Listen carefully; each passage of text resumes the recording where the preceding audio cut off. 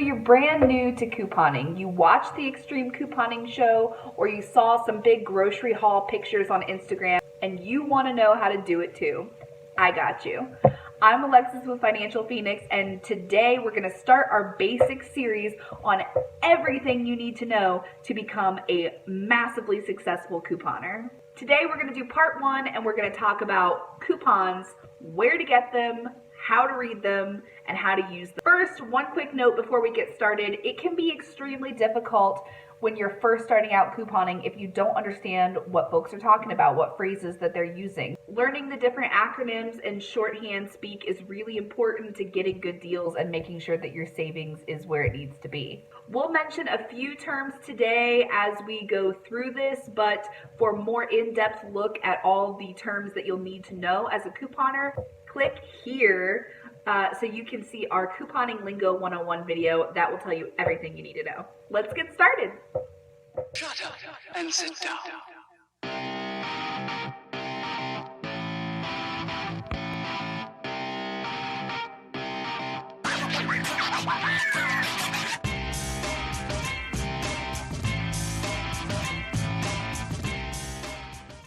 There are several different types of coupons, but they all fall into two major categories, and those are paper and digital. And we'll go over both. Let's go ahead and start with digital. A digital coupon will show up in your account on a store's website or in their app.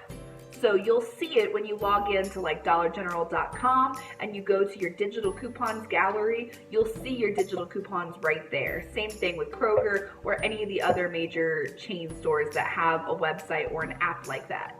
An important thing to note is that digitals can be either manufacturer or store coupons. This is important because you cannot use, in most stores, more than one manufacturer's coupon per item. So let's say, for example, I'm logging into my account on dollargeneral.com. I want to buy a bag of flour for $1, and I see that I have a 50-cent off digital coupon in my gallery for that particular brand of flour that I want to buy. So I'm going to go ahead and clip that, and I'll show you what that looks like here. Clip that coupon, and I'm going to use that when I go up to the register and put in my phone number, and that's going to take that right off. However, if I have a paper coupon for 50 cents off from the manufacturer, I cannot use both on the same item. The way that you'll be able to tell if a digital coupon is a store or a manufacturer's coupon is usually the store coupons are marked to differentiate them. At Dollar General, they usually say store coupon in a little black bar or DG exclusive. Kroger usually says store coupon or best customer bonus, something like that. Each store has its own little way of denoting whether or not it's a store coupon.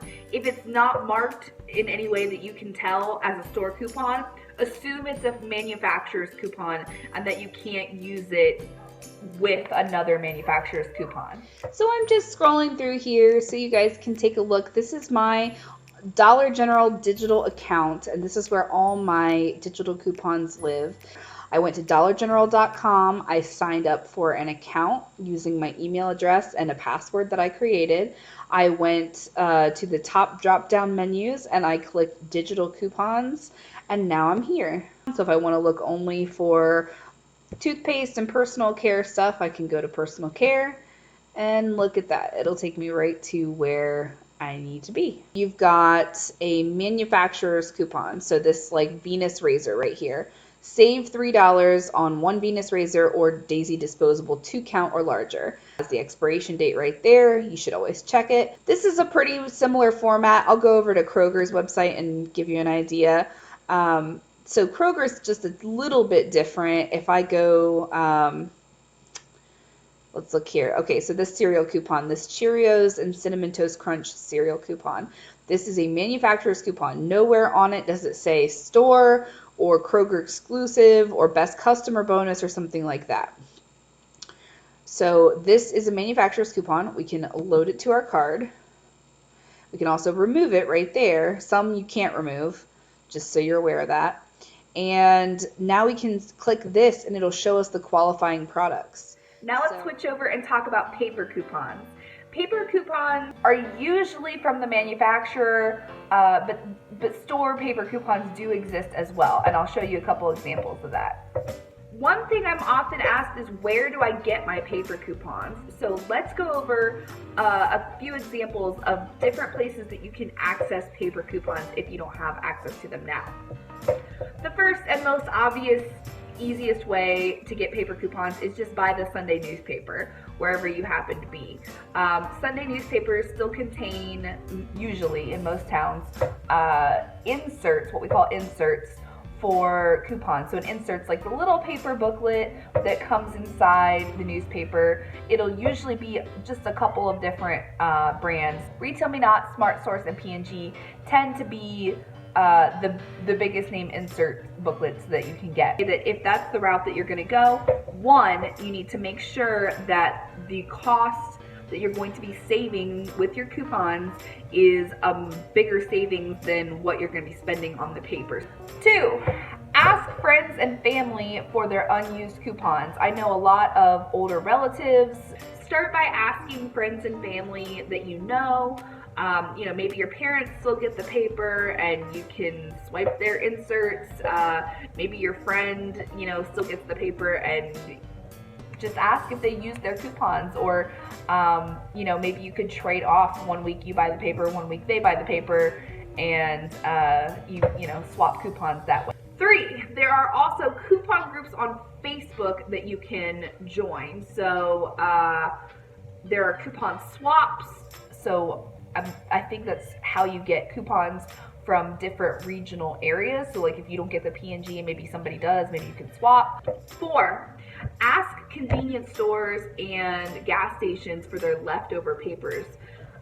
Like I said, my area runs out pretty quick, but if your area is a little bit slower, maybe head over to your convenience store, Monday afternoon, and see if they have any leftover Sunday papers that you could purchase for a discount, or that you could just take off their hands because they're not going to sell at that point. 5, put a call out in your neighborhood. So the neighborhood we live in uses an app called Nextdoor. I put out a call and I just said, hey, anybody have any leftover coupon inserts that they don't use? I'm new to couponing, we're on a tight budget, and I'm just trying to save some money for my family. And that is how I met my coupon fairy. She works for the paper.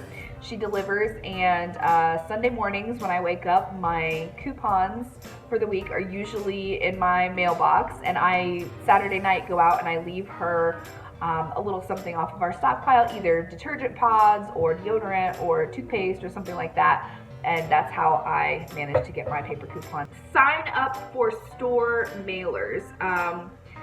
Not a lot of stores do this anymore. I think Giant Eagle might still do it. I know Kroger does it for sure. Just make sure that your account information is up to date. I actually had to do this recently because I was wondering why I wasn't getting any store coupons in the mail from Kroger, because I know a lot of people do. And it turns out I had an old address on my account, so I had to go back and switch that. So make sure that your account information is all up to date and accurate, and some stores will send you coupons, like monthly maybe, in the mail for different products in their store. So that's a good way to get some for free. 7, write to companies and ask them to send you coupons for products. Now, this is not my idea. This is just something that I know a lot of people do. In fact, I'm going to link you to a series down in the description box below. Kelsey B. Saves on YouTube does a fantastic series on writing to companies and talking about products that you love and asking if they'll send you coupons. And, you have to be careful with it, just because you don't want to over bombard people, but it is something that's an option, and I personally used her series to start reaching out to different companies, and it works. And the last option, of course, is to buy your coupons online. Some places, some services will already clip them for you, so you don't have to do the work. You can buy them, I think, per insert or per coupon, like 10 cents for a coupon. So you have to make sure that you are going to be getting enough savings, and you really want to make sure that you're doing the math so that you're getting a lot of use out of those. In addition to paper coupons that you get from the inserts and from the manufacturer themselves in the mail, there are 3 other types of paper coupons that I want to bring your attention. The first is called a Catalina coupon. You might have heard other couponers talk about this before. I know they mentioned this, I think, a couple times on Extreme Couponing. A Catalina coupon is a coupon that will print out on the back of your receipt at the store or after your receipt. And those you can really get a lot of savings with. Now, sometimes they're not very good, but sometimes they are amazing. The second type of paper coupon, additionally, that I want to bring your attention to is called a CRT, a cash register tape coupon. The only place where I really see these used are CVS, maybe Walgreens, the drugstores. CRTs print out on the front side, not the back side, with your purchase. So when you ring up a purchase and your receipt prints out, below it you'll see like next time $10 off of 40, $3 off of 2 L'Oreal Elvive, whatever. And especially at CVS, if you've ever shopped at CVS, even if you haven't coupon and you've gotten one of those giant long receipts, those are CRTs. Those are so helpful. And the important thing to note about CRTs is that they can be digital or paper. So yes, it'll print out, and it'll also print out at the red box inside the store. But you can also clip those just like a digital coupon to your card. And CRTs are a store coupon, so those can be used in addition to a manufacturer's coupon of some sort. So we go into that a lot more detail in our basics of shopping at CVS video, which I will also link down below, but that's just to give you an overview that there is that type of paper coupon available as well. And the last type are the product coupons, which are called peelies and hang tags. So a peely coupon looks like this, and it is literally a coupon that you peel off of a product. So if you found a coupon on a jar of salsa for $1 off, you just peel that baby off and take it up to the register. A hang tag coupon is the same thing. It is a product coupon, and instead of being peelable, it's just something that hangs around like the neck of a bottle or is tied to the product in some way. And most of the time, 99% of the time, those are manufacturer's coupons. So can't use those in addition to another manufacturer's coupon. So now we know about all the types of coupons and where we can get them, but how do we use them? Per purchase is different than per transaction. When a coupon says per purchase, that means the purchase of a specific item. So if I have a coupon for $1 off of a bag of flour and it says only 1 coupon can be used per purchase, that means if I'm only purchasing 1 bag of flour, I can only use 1 coupon. 1 coupon per purchase does not mean I can only use 1 coupon in the entire transaction. Cashiers will fight you on this. A lot of them aren't trained to understand the coupon language. Now, there are some coupons that say only 1 coupon per transaction, and that does mean per the whole thing. So if you buy that $1 bag of flour and you use that 50-cent off coupon and it says per transaction, you cannot use any other 50-cent off flour coupons from the manufacturer in that same transaction. Can't do it. Also, some coupons will say per household per day, which means if I am buying the $1 bag of flour and I'm using the 50 cents off paper coupon, I can only use that coupon, or a copy of that coupon, I should say, 1 time from my household, so me, per day. Coupon limits are set by the manufacturer and need to be respected. There are a lot of Instagrammers and a lot of YouTubers who will tell you that the limits, as long as your store is okay with it, it doesn't really matter. I think that doing things that are against what the coupon tells you to do are the reasons that certain regions get banned from types of coupons or certain brands and don't get those coupons anymore. So don't ruin it for other people. Remember, and this is the most important thing about using any type of coupon, is to check the sizes, the quantities, the varieties, and the cents. So make sure some coupons can be very straightforward. Hey, it's got to be 9 ounces or above. Done. Some coupons are very specific. You can use this on 40 count up to 60 count, but not between 24 and 26 count. So make sure you're reading and thoroughly understanding the size limits and quantity limits that the coupon is stating. You might have to buy 2, you might have to buy 4.